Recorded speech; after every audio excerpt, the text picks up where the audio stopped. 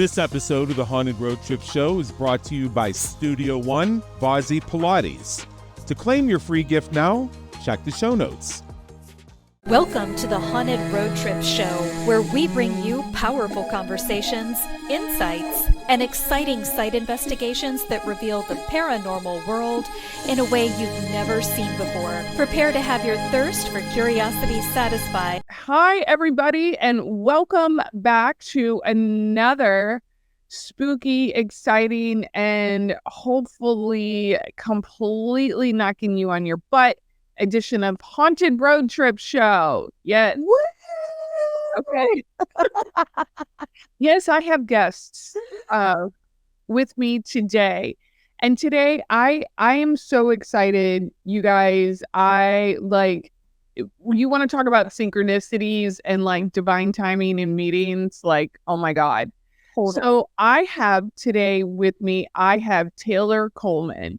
And she is the founding member of Ghost Therapist. And I have her fantastic support staff, Sara, with her. And Taylor has many support people involved in the show, but Sara tends to be a fan favorite. See what I can. Everybody, hi, ladies. Welcome. Hello. Oh, Lord, I knew there'd be trouble when I invited you two. What kind of trouble we were going to have. Okay, so yes, and they are therapists. Like they went to school for this. They're actual like LPCs. So I have the student loan debt to prove it too, if anybody's curious about it. I got the receipts, huh? Yeah, I don't even look at my diploma. I'll just show you my student loan debt, and you'll know too. I'm like, oh yeah, that bitch went to school. Okay, she's working. Yes, and I am so excited. So Taylor, tell everybody about Ghost Therapist and like how, like, what are some of your experiences that prompted you to start this? You said we have 45 minutes today. So, okay, short version of that. I have been doing paranormal investigations since like 2017, I believe.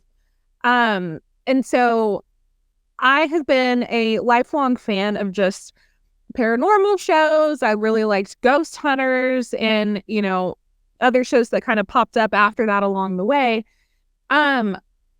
So that being said, I started watching I got back into watching paranormal shows after I became a therapist and all that. And I wasn't super happy with how some of the shows were being produced, because what happened is it became kind of performative. And that was the element that I really didn't like, because that started to give people, the public, for lack of a better word, the wrong idea about how paranormal investigations actually go. Because what would happen is I would take somebody along and they would like on a down to the cemetery to go do like a little paranormal investigation, and they would be like, wow, this is boring. And I'm like, I know. And that's more normal. Like, we don't have people jumping out of their graves and saying boo. Like, that's so. I would have thought they would have said, hey, boo. Right. So, I kind of, over the pandemic, there was one show, and I won't mention it, but I was just so just mention it, girl. It don't matter. Okay, it was 28 Days Haunted on Netflix, and I loved how they set it up. Like 4 different teams in 4 different places. All, they basically dropped them off in this place for like 28 days, I guess. And that show, I felt like they had such a good foundation to actually do some good work. And then I felt like it just got botched just in how everything was done. And that basically prompted me to be like, you know what? I haven't found a show like the one I have in my mind and the one I want to produce to people and show people.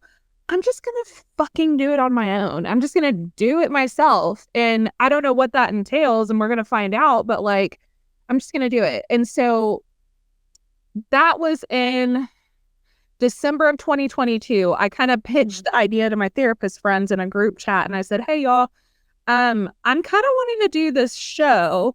I don't know what it would entail, but like, is anybody interested? And then at the time, everybody was just too busy and life just, so no, it was a big no. And it was no, but ask later type of thing. This same conversation came up organically again in, I would say, March, April of 2023. And that was kind of when me and my friends were basically like, okay, we feel like we have the energy now in our life to do this. Right. So we kind of just buckled down and started it. And we started recording and going to places and just having fun. So the premise of it was, a couple of friends going to investigate and just having a camera on us. Right. While we go have fun. Yep. And Sara came along, huh? Oh, yeah. I drug her along every time. I was along for the ride. Well, it was so fun because when she had pitched it originally, I was like very interested in the idea. And I was like, this sounds really cool. I would love to do this. This sounds like really fun. And then like we went on our first paranormal investigation for Taylor's birthday. And that's when I really kind of got bit by the bug. And I was like, really present. Yeah. Telling you, yeah. It was so fun. And I was like, all right, let's do this. And I just felt like, Taylor and I already we're such good friends and we already have such a good chemistry together. And we were like, what would be not enjoyable about this? I mean, like, what would make this not enjoyable? Like nothing, like, except for the Texas heat, right? And like the rats that appear sometimes when we're out and about. Like, other than that, it's lovely. And so we just were like, let's just do it and have fun. And it totally worked out. So, I got dragged along to the majority of the investigations. And then my husband also came, like he makes cameos on occasion. Carl, he's a character. We like to call him the chaos producing agent because he will just randomly prank us, tease us, troll us, etc. Made his wife cry at my birthday party. Yeah, he made me cry at the Brad. Oh, we're still together. Everything's fine. Like, He's not with us in spirit. He's with us in person. He's with us in person. Yeah. This is an actual, yes, for y'all, this is an actual physical man incarnate currently. Yes, literally. Yes. He happens to be my husband. Yes. Yeah. And he's lovely. He's a wonderful person when he's not scaring me in an abandoned, mental hospital in the middle of the night. He's a lovely person other than that. Right. I mean, what was wrong? That was actually where my birthday party was. We went to, December 2022, we went to Yorktown Memorial Hospital, rented it for the night, all stayed up for the night. And it was Sara, myself, Carl, my husband, Garrett, and there was a group of 8 people total. We just ran around the halls all night, trying to talk to ghosts. And yeah. So I mean, what was your experiences there that made you go okay, wow, they are really wanting to communicate and we can be of service here. Was there a moment? I would say the labor and delivery room. Yeah. It was pretty uneventful up until we went into the labor and delivery room. And that was when shit went down. And on our first chills everywhere. And I have a space heater on, y'all. So you're like, it's not that chilly in here. It was that moment that we all kind of had a what the fuck just happened moment. And that, I think, was when Sara probably got bit by the bug, the investigation bug. But other than that, it was pretty random stuff. We would get EVPs, or we get people coming through the spirit box, but we didn't get anything that was scary, you know what I mean? Or right. Super intense. It was a pretty tame night relatively up until that point. And then that was when it was no longer tame. Yeah. Yeah. And I mean, because for me, when I'm looking at it, when I'm doing investigations or even doing mediumship readings and things like that, I tell people all the time, it doesn't always have to be this burning bush experience. but sometimes it's more of an educational experience that really sticks with you, that really makes a profound like shift in your mindset. Like, there is more than what I was perceiving in this situation. And I can help somebody out in the spirit world. This is not, I'm not making this up in my mind. Yeah. And I think that that's really important. And I like your point about some of these shows. And I tell guys all the time, like, I understand you got to have some kind of performative aspect in a Right. show, or like nobody's going to watch, like nobody's going to, sit around and just, not tune in, but you don't have to be so over the top that you're like, what in the who? Yeah. I felt like About that. element of performance that started happening, it just got very unrealistic to where it started to make the paranormal field look like a joke. And I think that was the biggest thing that I had beef with, which was just the fact that like it's anything but a joke. There is so much here that science just hasn't tapped into it yet. What we can't prove scientifically, that all that means is we don't have a way to measure it yet. Not that it's not real. Yeah. And that's kind of, I wanted to start producing shows that really played into that, of like, we don't have to go around provoking and, all of this to get evidence. We can come at it from a compassionate, empathetic angle of genuine curiosity. And that's what we do as therapists. So that's why ghost therapists became a thing. We're naturally the kind of people who are going to be curious in that way and passionate in that way. Just combining that with, going on paranormal investigations, you get the best of both worlds there. Yeah. Yeah. You truly, you really do. When you put your heart into it, it's not, you're there to be of service of what spirit will allow you to. And I feel a lot of misconceptions is that we can make things happen, right? Yeah. Oh, they're step onto the scene. Oh, okay, they're going to come out of the woodwork and talk to us. Well, they might not. Yeah. They might not like me. They might look at me and go, no, I don't want to talk to her. Yeah. Absolutely. Or they might look at Taylor and go, she's kind and she's sweet and let me go talk to her or see what she needs. I always tell people, remember these, deceased people are just like us minus a body. Mm-hmm. That is exactly how I share that with other people. You don't come in there yelling at people. I mean, what would you do if somebody came up in your house and started yelling at you? Yeah, I'd be throwing shit and making you feel uncomfortable too. Yeah. And I might not want to talk to you, right? Like if somebody ran up at my house like that, I'd be like, I'm not here to have a conversation with you.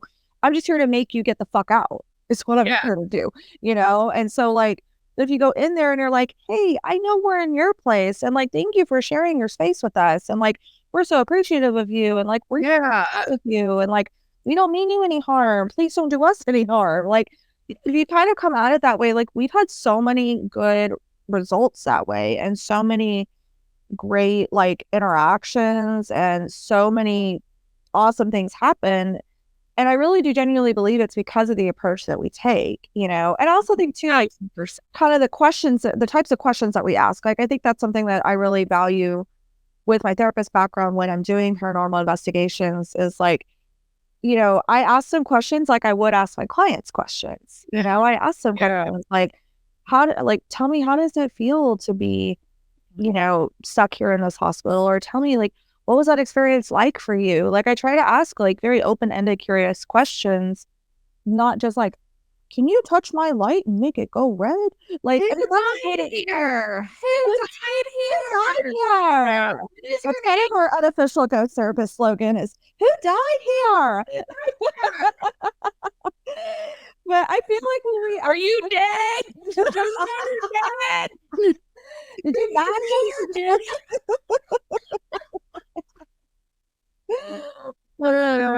Yeah, I mean it's just like one of those things where like if you ask the right types of questions and like try to get like we'll get answers. Like you will get answers, and I think that there's just something to it. Like, you just have to come at it from a place of compassion. And I think, like, I understand that's probably not the most like entertaining thing on television or whatever, but like, it's also ethical and it's the right way to treat people. And I think that's something that like Taylor and I both kind of have talked about. We're like, we would never want to sell out like the way that we treat people or treat spirit or the way that we approach spirit in the name of views and likes and whatever. Like, just because it's not quite as like pop-tastic entertaining doesn't mean that it's not what we're still going to be doing, because it's the right thing to do. Exactly. And you can, I tell people a lot, like, you can make those shows entertaining without having to kind of bully spirit or make yourself look like a fool. Yeah. If, talk about the town that the place is at, talk about the family, talk about the history. What's the stories that are around it? What's the good that you can highlight in this story?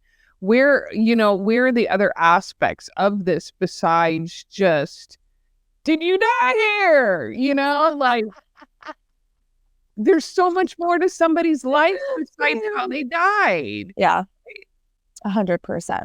And we walk with people through that whole part of their life, like, we walk with people through life, just sharing their journey, and the way that they pass is one part of that journey. So we just want to pick back up where we left off, as therapists. Like, I do think because we are therapists, our intention is it's from such a place of compassion. And that is also something that you cannot fake. And so it does have to be real. It does have to be you have to go into these places being totally okay if nothing happens. That doesn't mean that the place is not haunted. It just means it wasn't the night, or people, are tired. I can also attest to, I've been on teams before where certain teams, if they come in with that energy of like, we're going to see if ghosts are in here, and they're not being respectful, I have seen investigations and been a part of them where nothing happens. Absolutely nothing. And so then they tell I'm thinking of a couple residential cases I did. And then they tell the family, yeah, there's nothing here. So one, you've just made them feel crazy. And then two, just whenever I got away from people like that and got with people like Sarah, and I have another investigating partner who her name's Karen. She's a teacher. We come at it just from the heart. There is not a paranormal investigation where we don't get something. We usually get at least something, and it doesn't have to be exciting. It doesn't have to be like a ghost doesn't have to flip a car over. Like, it can just be like a really solid EVP that, they felt like sharing at that moment. So, yeah. I'm thinking about that one at the when y'all went to, was it Madrone Coffee here in Austin? And it used to be Austin Pizza Garden. And I wasn't there for that. I used to do anyway. I wanted to get into that place for a long time. Oh, they went. They totally went. Oh, yeah. We'll talk about that after this. Yeah, we'll definitely have. Wow. That's all I got to say is synchronicity, ding, ding, ding. Okay. It was so cool, but it was so cool because, like, so I wasn't there at this investigation. I think I was out of town, and it was Taylor and another ghost therapist friend of ours, and like, they were there. It was like 10:30 in the morning or something, or like 11 o'clock in the morning, and it used to be Austin Pizza Garden. So Taylor had asked, like, do you remember what this place was before it was a coffee shop? And like, very clearly you hear a response on Spirit Box go, pizza. And it was so cool. Like, I watched the footage back and I was like, oh my God, that is so cool. But it's like such a good example, right? Of like, they were going in there like messing with them. They were going in there like trying to antagonize them. They were just like talking, like just trying to being curious about what they knew or what they experienced or whatever. And I feel like that's just such a good example of like, yeah, no, like, we didn't see like a coffee pod fly across the room, right? Or like, like a coffee mug like pour out of nowhere, but like, they got a very clear, solid EVP, and that's good.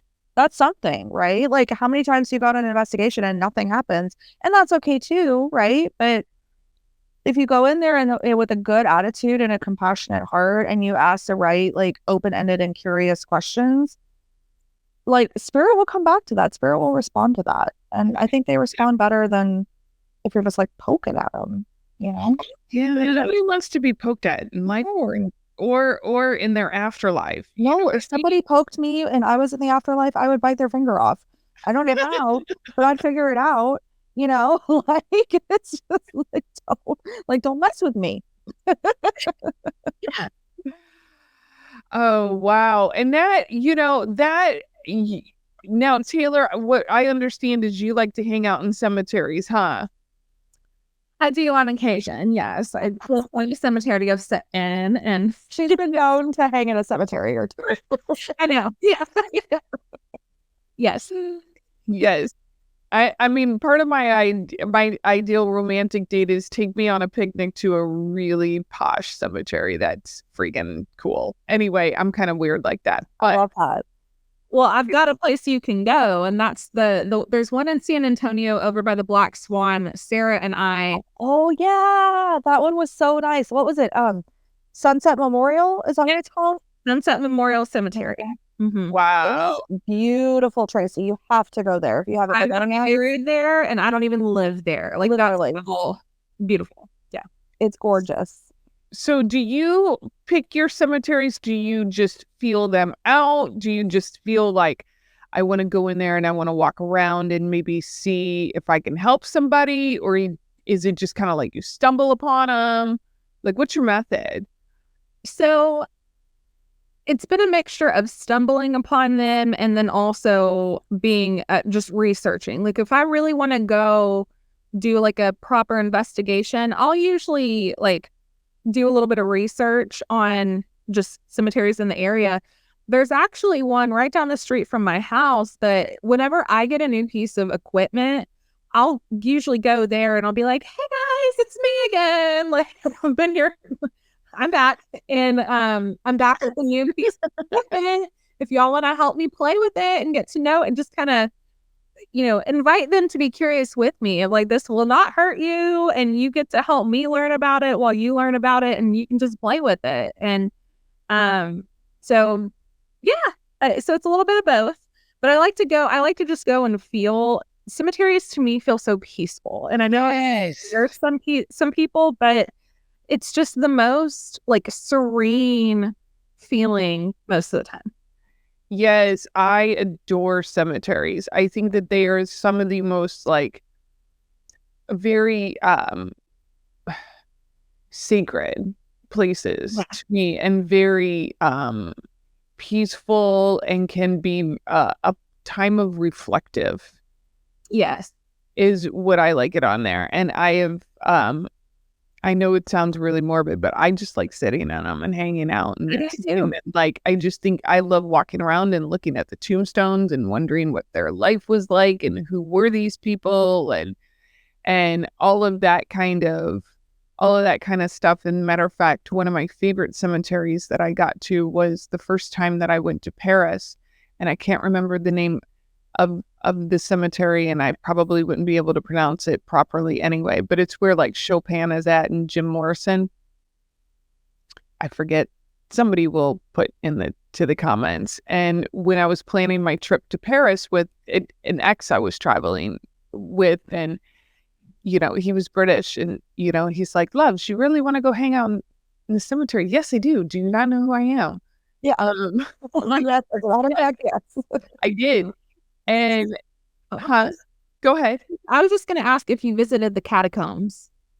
I did not, but that is on my list that I want to visit it, because I like World War II history, and there's a lot of history of using those tunnels for basically spy communication and things like that. Mm-hmm. And scaring the Nazis because of the catacombs down there. And yeah. Anyway, so I was like, yes, I want to go here, and he's like, it's middle of winter. I don't care. I don't care. I wanted to see Jim Morrison's grave. Like, I really, who didn't dig, the doors and things like that, right? And I remember just walking into that cemetery, and I remember just feeling like I was tossed back in history, like instantly. It was just this feeling of like, you're no longer in your reality, you're in ours. And it felt like I was walking through like different timelines all at one point, depending on what point of the cemetery you were in. It was very, I've never had that in a location except for there. And, walking around and looking at Chopin's grave, and there's just so many of them. And we got up to Jim Morrison's grave, and it was fenced off. Oh. And I said, no, I did not fly 4,000 miles for me not to get my photo. I lifted my leg. I sure did. Oh, yeah, you did. I sure did. I was like, I'm not going to let this little, I was like, is there anybody around here? And he's like, look, he was in law enforcement. And he's like, Loves. And I was like, look, whatever. And like, push my butt over this fence. I'm getting my photo. I'm getting my, yeah. And I sure did. I was like, I love it. I know. Well, they had fenced it off just because of vandalism and things, crazy things that people were doing. But yeah, I finally got to, check that off of my list, and that was huge. But that cemetery, like, if I went back there, I would love to do just not even an investigation, because I tell people like there's spirits here. Like, we don't have to, like, we're not stepping in there to prove that. Let's see who wants to talk to us and have a conversation, and about what. That would be such a great place for your spirit box. Oh, yes. That's my favorite piece of equipment. Yes. You guys will see that. You guys will see that on the streaming show when I bring out my homemade spirit box. And maybe to go play with it. I know, that sounds trying to go play with it. We can, when the weather breaks, we can go to the cemeteries, and we can go to your cemetery, and we can ask your spirits there to help us out. And what do we need to know about it? Love that. Yes. They're good guinea pig spirits. We're like, y'all are our guinea pigs for this equipment. Guinea pigs today. I bet you there is. Mostly I get with the spirit box, I get pretty good results with it. And kids that are in spirit, or people who have kid-like energy, love connecting with that, because they just love being playful and jokester-like and getting a word in, right? It's like, oh, I have the mic. Yeah, it's so fun. Yeah, it's totally gonna be fun. So tell me about how do you approach this topic with other therapists? Do you get a lot of pushback, or do you get a lot of like lean in, like, hey, tell me more about that? I have clients who have weird paranormal experiences and I don't know where to go with it. So for me, I've really had a progression of like how I've ended up talking about this. And it started in grad school, where I just kind of started mentioning my paranormal interest here and there. I also had a professor who he said this, that he had a client who was a medium, and that she was using her mental illness to make money. And so I was like, okay, we're not talking about this in your class anymore. Clearly. So I've had that. And so I basically went into the therapist field and started working. And when people would be like, so what's a hobby of yours that like nobody knows about? And I'm like, well, first of all, I have like 20, but let me tell you my most favorite one, which is ghost hunting. And that will usually, people will be like that gets their interest. And they're like, oh, okay. And if they're not like into it themselves or curious themselves, people are like, oh, cool. That's awesome. And then there's the other ghost therapist people that are like, take me with you on an investigation. And I'm like, okay, let's go. So there's been more curiosity and interest in it than there has been pushback. The people who push back just don't engage. Like they're like, oh, okay, cool. And then they want to move on. And that's good. Like I don't really want to hear about why you think it's a crock of shit either. So we're saving both of our time here. Yeah. So, but generally there's been more interest than there has been pushback. And I've even brought it up with clients before of like, especially if we're doing self-esteem work and self-confidence. And I say, hey, I'm a therapist who goes ghost hunting, like figure that one out. And that will usually open a door for clients to, if they have paranormal experiences or if they have questions about, clairvoyance and intuition. I'm big on intuitive work. And so the language around knowing things without having proof and all of that, I totally love to dive into that with clients because it's also really hard when you're very intuitive and empathic and just, clairvoyant. And then you also have an anxiety disorder thrown in there because like talk about being confused about, is this my anxiety or is this my intuition? And so a lot of the work I do kind of teases that out with my teens. It's usually older teens. So yeah, more interest than pushback, just in general across the board from people. What about you, Sarah? Yeah, I mean, I would say pretty much the same thing. Like, I think the people who aren't interested are the people who are either afraid of it themselves or I think a lot of times therapists can have a little bit of like an ego with them. And I think they don't like the idea of somebody like proving them wrong or like not doing something by the book, like, well, if it's not in the DSM, it doesn't exist. Or, well, if there's not a theory for that or an explanation for that, right? I think that a lot of therapists sometimes can kind of have a little bit of a chip on their shoulder about being the all-knowing or the all like, well, it like the all-knowing, the all-saying, the all-encompassing. And I feel like a lot of times like something like this falls out of their comfort zone, and it just proves that like, no, you don't know everything, or like you don't have all the answers, or like just because something's not in the DSM doesn't mean it's not a thing, So I feel like a lot of the therapists that I have had pushback on with it are people who are kind of old school in their approach. They're not necessarily like wanting to have very client-led sessions. They're not necessarily wanting to be very fluid and flexible in their therapeutic process. They're like kind of want to do things very standardized or by the book, or they have like a very specific modality that they follow, and that's fine for them. I love that for them. That's not me, and that's not the way that I work. So I just like kind of let them have that, and I just take it with a grain of salt because I'm like, I feel like y'all are missing out. I'm just like, like, and I feel for their clients, kind of like Taylor was saying, like, there's so like I've had so many clients who like when they find out I'm into paranormal stuff, or if they know that I'm doing paranormal investigations, or know that I work with my intuition and stuff, like they feel so much more comfortable talking about it, right? And like sharing it. And I think that that's such a beautiful thing. And I would never want to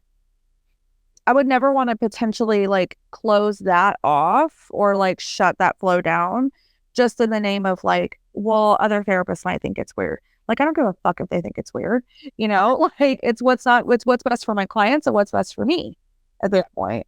And, it's a big part of my hobbies and my enjoyment and what I like to do. And it's always been something that's come up in my life. So why would I conceal that? So I think overall, like I've gotten pretty positive, especially from our peer group and people that are kind of like the people we would associate with.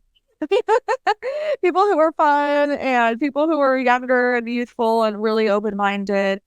I think that we get a lot of really good positive response to that. I think kind of like Taylor said, it was like a professor, right? So it's like, I think of like folks who are older, folks who are like just very set in their ways, or folks who approach therapy in a very old school way. Those are the people that are not going to be into it. But it's interesting because like I'm thinking about my great aunt. Like I have a great aunt that's a therapist in Maryland, and like I started talking to her about ghost therapists, And she was like, oh my God, I've had so many paranormal experiences, but like, I feel like we're not allowed to talk about it. Like, I feel like therapists, it's still really taboo. And I'm sure it is, especially for her. Like, she's quite a bit older and she's in a different part of the country. And I don't know how the therapist community is up there in the Northeast. Like, I really don't know, but it was so interesting how she was like so scared to talk about it. And she was like, can I talk about this with you? And I was like, oh my God, yeah. Like, we talk about it all the time, So I think they're afraid to talk about it. And I don't know if it's like they're afraid like their license is gonna fall into a question or something. When you were talking about the old school people, and I was just thinking about the people that live their life through the lens of science. And if science can't prove it, it does not exist. Rather, if science can't prove it, we just don't have a tool to measure it yet. That doesn't mean that it's not real. I find that kind of the people who live their life through that lens of like, if science can't prove it, it's not real. That really shrinks their the possibilities of what is real. Because I think when people start thinking about, aliens and just if you keep zooming out on the possibilities of we may not be the only life forms that are running around here, that can send somebody into an existential crisis because questioning everything that they've ever known. And so that is so dangerous to some people. So there's an element of confidence in yourself that you have to be able to even mentally explore these topics, I think. And kind of like you were saying, Sarah, like you said, I don't care if this is not by the book and this is not how you do it. It's good for me and the client. We have to have this level of it's okay to do this. There's no harm in doing it. And that's the confidence piece. I didn't share with people for probably 4 to 5 years that I was doing paranormal investigations because I didn't want them to either think differently of me or I didn't want them to make me feel crazy. So I started sharing it when I started feeling like I can do this and I'm not going to feel crazy no matter what you think or say. Your opinion doesn't shake me and what I'm doing and all of that. Oh, yeah. It takes time to develop that. Totally. And the funny thing about it is my little joke is people will ask me what I do or whatnot, and I'm very open about what I do. I've got no shame in my game. I'm pretty proud of myself. But you know the truth. And I'm I'm an afterlife connection specialist and intuitive, and they kind of scratch their head, and I was like, yep, that means what you think it means, is that I'm really highly qualified in talking to deceased people, and I'm a fantastic psychic. And so you are. yeah. And then they'll look at me and I'll go, and my therapist is too. And I love it. I'm like, my therapist is too, so don't worry. I'm all right. You're no, everybody knows, I'm certified uncrazy. I'm I have the student that's proven. I have the license to prove it. Exactly.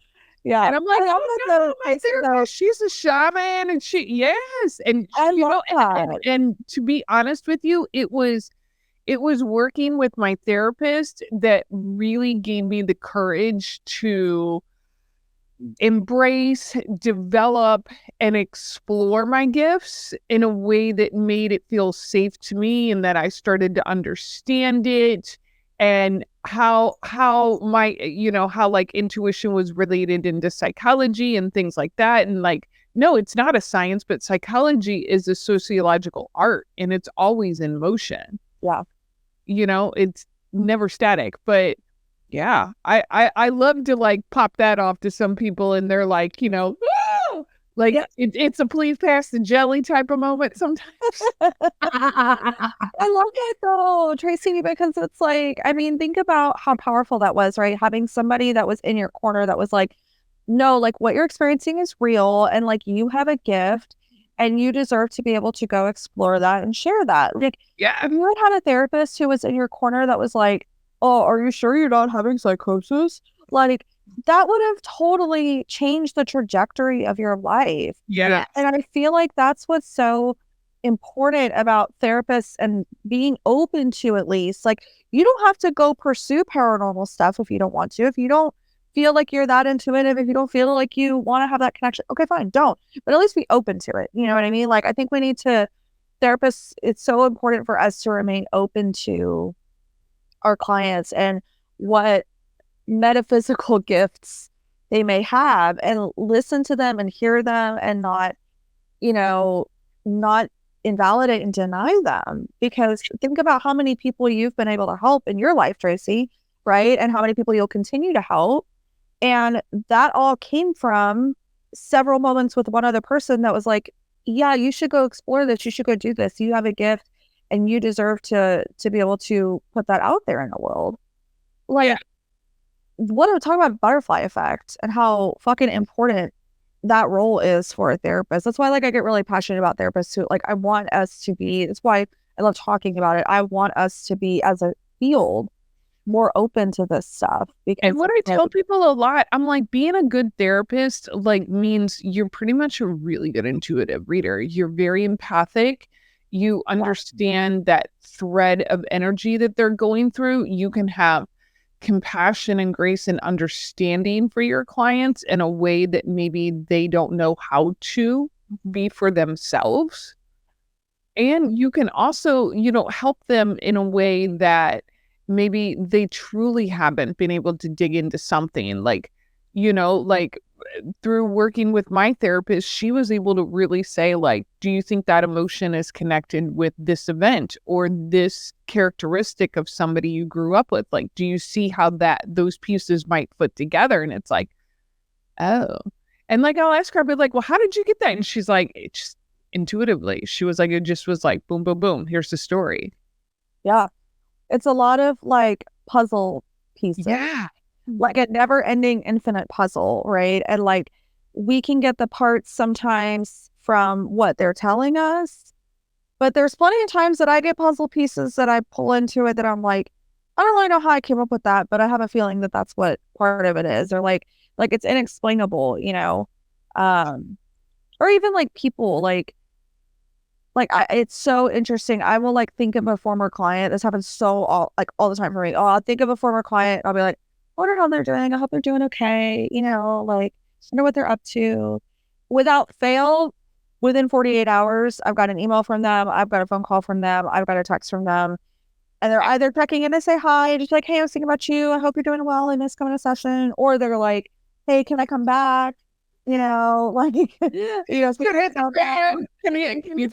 about this? Yeah. And it's like, but that's like so cool, right? Because it's like, it just shows like the power of the connection that we build with people, and how that spans time, that spans energy, that spans this realm. It does. We get connected in a very divine way with people, and I just really, it's just fucking cool. And it's a huge part of it. And I think any therapist that's like, well, I don't know, I don't see it like that. Like, okay, don't see it like that. But like, you're not honoring the depth and the connection that's being developed. Yeah. It is. And if anybody wants to see kind of the depth of human connection, go watch a series on Netflix called Sense8. It's like, oh, I've heard of that show. I love that, because everything in it, when you really listen to the words and the science that they're talking about, I'm like, that's exactly how it is talking to dead people. And that's exactly how it is talking to or communicating with somebody else, maybe not to the extent that they're doing. It doesn't mean that it doesn't exist, but I'm like, this is very realistic of things that I have experienced and things that I know about human connecting with each other and energy, Yeah, totally. We are just energy. We are spirit encased in a physical body. And I think a part of our journey here is to figure out how to work with spirit and physical at the same time, our body, and to see that just because we're separate in bodies, we're not separate in spirit. Yeah. And due to one of my journeys recently, it was like, you are your own wand. You are the catalyst for your own magic. Learn how to use your body as that as well. Anyway, the power of mushrooms, people. That's all I have to say. Power of mushrooms. So, ladies, you want to play a little game? You want to play a game? always up for a game. Oh, Okay. you don't have to ask ever again. Yes. Yes. And maybe when we go to the cemetery and we take their spirit boxes there, that maybe we can come up with a new game to play with all of it. Who knows? Yeah. You're there for it. Yeah. Oh my God. All right. Power of technology. We're going to be transported. Okay. Ooh, Yes. love it. Now we just have to wait a minute for the power of the internet. I'm so excited. Magical internet. Okay. And we're going to be transported to a place where everybody goes to share their food and their houses. Instagram. Oh, there we go. There's food in their There's houses. food in their houses. My two. That's right. Their food in their houses. We are My algorithm is nothing but food and houses. And that little puppet, the Nanaland puppet. Do y'all know what I'm talking about? No. There's this like puppet show from Canada that's gone viral, and it's called Nanaland, and it's like this Nana, like a grandma puppet, and then there's like this little green goblin looking kind of puppet. You sent me so many videos of that. Yeah, I Wait, no. so obsessed, and literally my entire For You page is nothing but like recipes, houses, like luxury houses, like as if I can afford that, and Nanaland puppets. Like it's very weird. If somebody looked at this, my For You page would be like, "What is wrong with this person?" I'd be the one that'd be ending up getting with the diagnosis. I'm like, oh my God. But oh my God, I'm obsessed. Anyway, that's like literally all my pages is oh my the God. puppets and the houses. And I So love it. now you got more houses, but these houses are cheap old houses, Sarah. Yeah. Cheap old. Spooky looking. Yeah. Yes. That is why I am a complete nosy voyeur on this page. You know, it gives me my fix when I can't get it in the real world. So, ladies and gentlemen, and all others, we are transported to Auburn, New York. You guys, this is a steal and a deal, $59.9. Okay? Where is Auburn, New York? It is in New York. I'm gonna. But I am Can I look up where this place is? I'm like so curious. I have a thing for maps. Have I ever talked about my thing for maps? I like love to look up places on maps. It's very weird. 4 bedrooms and 1 bath. Oh boy, that must have been great in that house. I get lady vibes when I look at it. I don't know. I just see an old woman when I'm looking at this house. It's up by Syracuse, by the Where's that? way. Like North New York, like not by city, like it's like north, like up by New York State. yeah, it's like up north of New York by a big lake. There was a lake there. I think it's Lake Ontario. Wow. So it's like up near there. So that's like so cold. I can't. Yeah. I'm going to go in and explore. I want to explore in here because, ladies and gentlemen, we're looking at like a 2.5 story one with like, you can see like a peekaboo attic.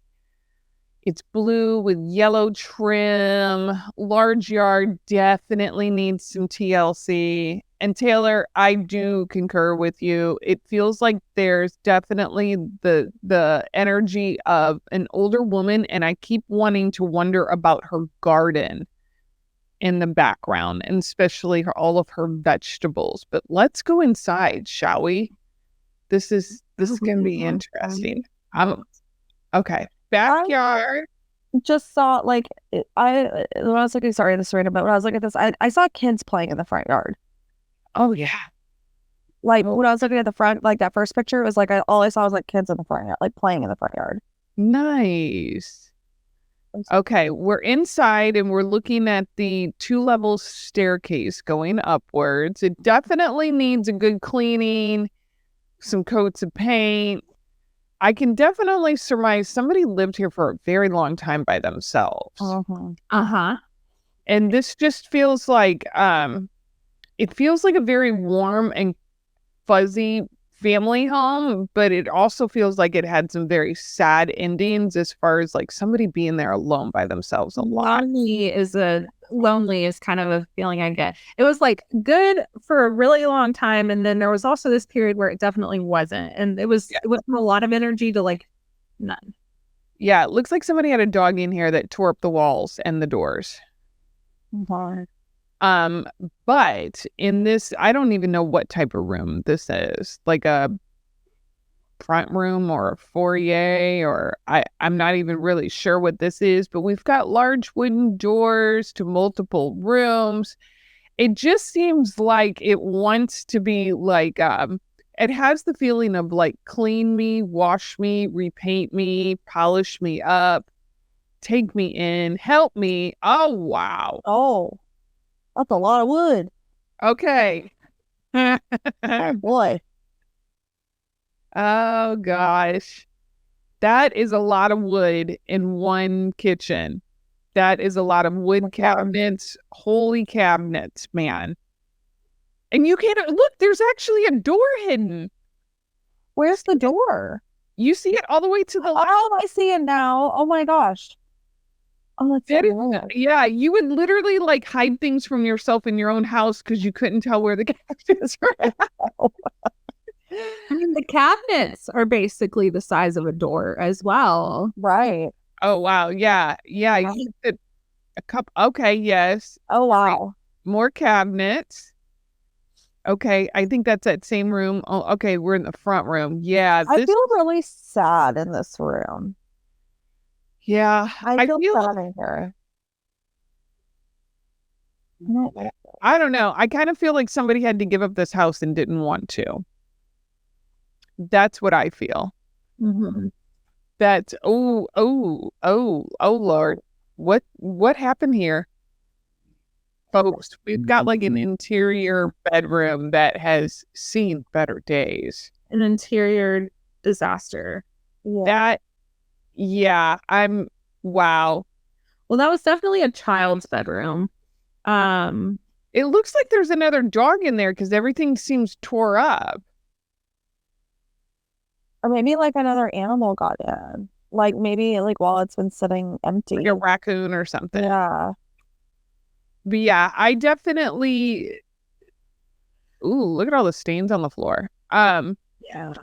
This has potential for somebody who wants to give some house some love, but I would not be in here because for some reason in this room, whoever lived in here at one point, I think was very emotionally uncontrollable. Like I feel like I have like that teenage angst, but that really kind of manic teenage angst. Yeah. That don't have a handle on my emotions or my mind or how I'm going to react. That's, okay. All right. Well, that's pretty little, I feel sad because I like, even when I was just looking at the first picture that we showed of this house, like this house was beautiful when it was first built. Like, you know what I mean? Like when you first, like, that was like my first thing. I was like, it looks so pretty, like the bones on it. And it's so sad to me. Like some stuff must have really gone on for this home to be in this condition now. You know what I mean? Yeah. Like it, like Paul said, like, I think that it was like good for a minute, like everything was really happy. And then all of a sudden it just like got to be not, I don't know. I'm getting the old lady feels like to me, yeah, like she was living there by herself and couldn't take care of the home or like couldn't afford the home potentially after a while. Or I was wondering too. I kind of felt like maybe she had passed, but her family couldn't afford it or couldn't keep it or whatever was the story with that. So you guys want to see another house? yeah. Yeah. Okay. So wait, would we book it or book it? Oh yeah. Ooh. You know, I don't think I would. I think I would book it away from the house. I'm not staying there very long. I'll probably stay there for the day, but I'm not booking it overnight. No. Yeah. No. I'd book it overnight. I feel like I would want to. You would? Yeah, I feel Okay. like I would. Because I don't get any like. We'll come back in the morning for you. Yeah, come back in the morning for me. I don't get any, like evil vibes or like I don't get like evil entity or something. I just get like a sad home. Like I just get like sadness, and that makes me feel like Town Memorial Hospital vibes from this little house. no, I don't. No, I don't get like evil, like scary, creepy. Like I get like just sad, and that makes me want to go sit with it. You know, like that makes me want to go sit with them and Okay. hug them. But yeah, definitely come back for me in the morning and bring coffee because it's apparently really, really cold up in northern New York. Oh, I'm sure it is. Ladies, we are now moving to Marshall, Michigan. Say that 5 times fast. Marshall, Michigan. Okay, now I'm looking up where's Marshall, Michigan. How are you finding all these places and like towns nobody knows about? That's like these little. This is off of Homer Road in Marshall, Michigan. Marshall, Michigan. Marshall, Michigan. We are at a lovely price of $119,900. That's right. Oh, The okay. 6 bedrooms, all kinds of goodies with it. And it says that it includes a home and 1 acre. Okay. Oh, okay. When I looked at this to pull this up, I was like, I'm curious because I really want to go into this house because it feels like there's like I just feel like a house that has stories that haven't been told, almost like a house of secrets. I keep seeing a man walking around this house, like, and I don't know if he was a farmer or something. He did something outside. That's what I'm seeing, and this was a family house for a long time. I'm so drawn. Like that other one, I wasn't super drawn. This one, I'm like magnet to that. Wow. Let's go in. Let's do it. Okay, we got a kind of corner lots. Oh, it must be like a duplex now or something. Oh, Maybe, but I'm still, this house looks like it got frozen in about 1972. Mm-hmm. And that's kind of where we've been at since then. Okay. I hate that paint color so much. My mom, Not related to the spirit, and also my mom, oh, it's disgusting. how old was I? I think I was around 10 or so. My mom wanted to paint my room this color. Oh god, it feels stimulating. I think that's the thing. Is I'm like, this feels like a very overstimulating. I'm overstimulated looking in here. I would prefer to always be happy in this room. Like as soon as you enter this room, it's like you have to be happy. You have to be happy. Right. It's yellow. You can't not be happy. Yeah, this very like front room, all yellow and multiple colored hardwood floors that looks like somebody stained them multiple colors. And the chandelier. Yeah, that's an interesting, very ornate chandelier for this situation. Oh, wow. Oh, it's pink. Okay, see, I like the kitchen. Look at the refrigerator. Oh my god! You see, like I just saw like a cute little like 1950s like housewife with her like cute little apron and like her cute little like curly cut, and she's like putting tea on the stove with her like little apron. I know. Look at this little serving window they got back there in this. It's kind of like Leave It to Beaver type. Yeah. I wonder if that refrigerator still works, is what I want to know. I love appliances. Yeah. I feel good things about this room. Like I feel like the kitchen feels like a happier place to me for what I'm looking at it. It feels like a warm place. The living room. This looks like one of the living rooms. So it's definitely under construction currently, it looks like, under remodeling. Wow. That yeah, they're taking the wood panels down, which is a good thing for the walling. Yeah. Okay. Wallpaper, ceiling falling in Do on. we think this is like the primary bedroom? This might be a primary bedroom. Yeah, it might be. But that is, yeah, wow. Wholly ornate wallpaper everywhere, ceiling is falling in, but it could have really good potential here. Yeah. I'm just kind of like sneezing and itching. Oh, wow. This looks just like my grandma's bathroom. Oh my God, my grandma's 7. This was literally what her bathroom looked like. Pink kitchens, pink bathrooms, Pink tile, pink walls, pink everything. pink everything. Oh my God. Yeah. Wow. That's what it looked like. That is okay. Somebody really Is like that a disco ball? that. Looks like a hat. That looks like a disco ball. Yeah, that looks like a half disco ball. I have so many questions about The this. ceiling is falling down, but we are still gonna have a party. That's what it is. It's like we're not leaving.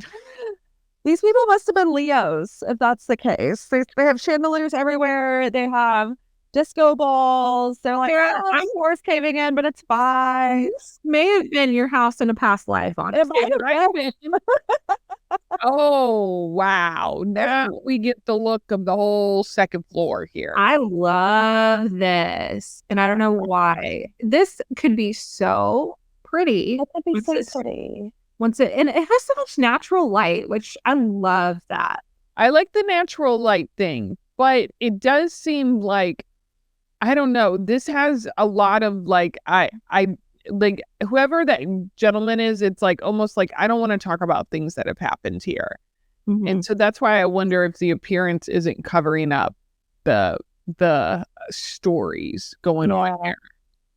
But Do you think with the family at all? Like I'm kind of seeing like at least two children energy up in the hallway. oh yeah. I mean, yellow room, another yellow wallpaper room, y'all. Lots So much of water yellow. stains. Ooh. This house gives me there's been a lot of people who have lived in this house. Like this almost feels like big rental property, but it feels like a family lived in here for a long time. And I do get the 2 children, but I also get like older children. So it almost feels like a house that had like 2 split generations. Like they had like a bunch of kids and then they grew up and then they had another set of kids. Mm-hmm. Type of situation with this house in here. And this just feels like I don't know. I feel like somebody's got an undercover addiction in this house that they don't want to talk about. And it feels like it's associated with a male primarily, and an older male and a teenager. So I don't know if it's a codependent alcoholic type of situation or what's going on there, but it just feels like maybe that's that older man spirit that you feel at the house as well. We'd have to get here to thoroughly investigate. Huh? His energy is all over the house. Like every single picture, it's he was in there to Yes. his energy was, yeah. Yes. And I just feel like I would book it here. I would stay the night over here with I would with some air mattresses, maybe a mask for oxygen mask. Yes, definitely. It would have to have some kind of heat because there's obviously no heat in this house. They're falling down. This is not a good. I would wonder if this is not a good situation. Yeah. I'm even wondering about the can you go back to the picture with the floor? It's like the floor was 2 different floors. Oh yes. Bye, pink bathroom. Bye, pink bathroom. I love you. Up. Yeah, Oh, that one. It's Yeah. like somebody was like, you know what? I'm gonna redo the floors, and then they got like 6 planks in, and they just changed their mind, and then just put it back and left it alone. It almost looks like they painted over or around things. Yeah. But I mean, this house definitely, I just kind of, and it's so funny because I feel such different energy from like first floor, second floor, first floor, Yeah, second floor. Right. But I just feel like I would take a while to sit here and investigate this story, but it definitely is a place I would go, girls. What about you, Sarah? I would definitely go, and I would stay. I don't feel like, I think what happened here was heavy, or like there's a lot to it, but I don't feel scared of it. I feel curious about it, a lot. I do. I do. Taylor, you're gonna stay there. We're gonna book it. Yep. Okay. Yep. We'll have to pack our thermal what is those sleeping bags? Yeah. And our hand warmers, and jackets, and our air masks, so we don't get mold disease or all the things. And it's definitely like, I go because I like to map, right? So I found it, and it's like east of Detroit, so it's like really, really fucking cold there, right? Like really unnaturally cold, especially for us Texas girlies. So yeah.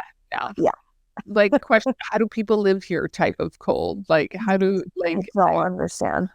No, I wouldn't be able to understand that. Well, girls, I have had an awesome time being able to talk with you.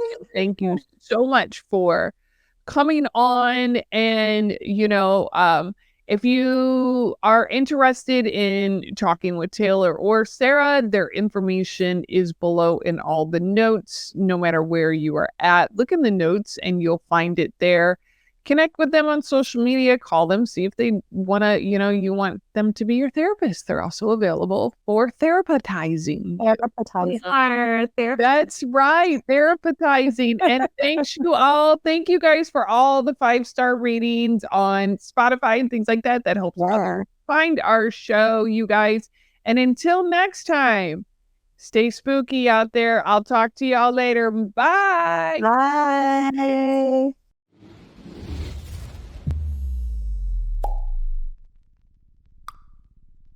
Remember to visit our website at hauntedroadtripsshow.com and enjoy even more great episodes like this one. We look forward to seeing you next time. And remember, paranormal history is dying to be